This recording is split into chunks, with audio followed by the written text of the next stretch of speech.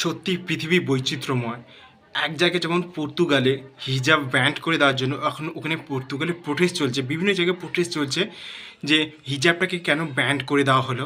এবং ওখানে অনেক মুসলিম কমিউনিটি বা অন্য বিপক্ষ পার্টিরা প্রশ্ন তুলতে আরম্ভ করেছে, এবং যখন এই বিলটা পাস হয় তখন হাজারো প্রশ্ন করেছে।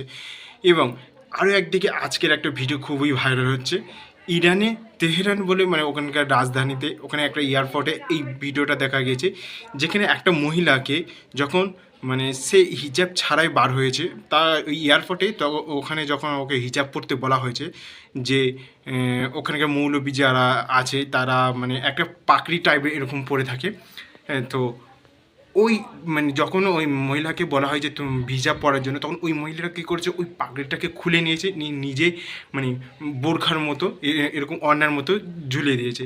এটা এই খুবই ভালো হয়েছে, প্রথম ভিডিওটা দেখে নাও।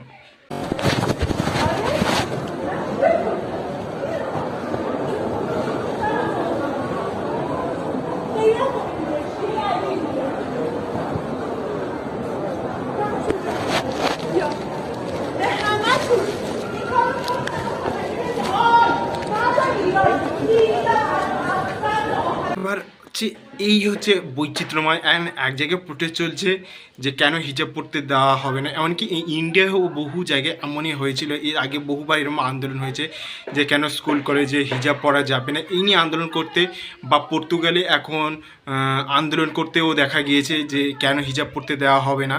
আর সেই মানে সেই একটা ছবি এইদিকে যেমন, তার মানে বিপরীত ছবি দেখতে পাবে ইরানে, কেন ওখানে হিজাব পরতে বলা হচ্ছে, এটাই নিয়ে এখন যেন ওখানে যুদ্ধ চলছে।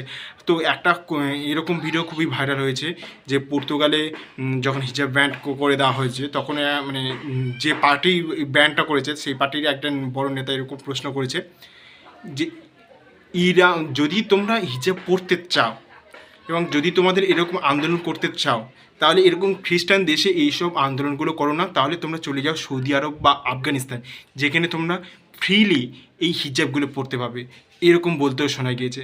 Chegaram ao aeroporto do hotel, pegaram voo, Paquistão, Arábia Saudita, Marrocos, onde quiserem, cá não fazem falta. Escusaram a dizer assim, mas é assim mesmo que... তো বিচিত্রময় এই পৃথিবীতে কোথাও এইরকম প্রকার হিজাব পরা নিয়ে আন্দোলন চলছে, কোথাও হিজাব পরবো না বলে আন্দোলন চলছে। সত্যি এই বৈচিত্র্যময় যে কবে শেষ হবে একমাত্র উপরওয়ালাই জানে।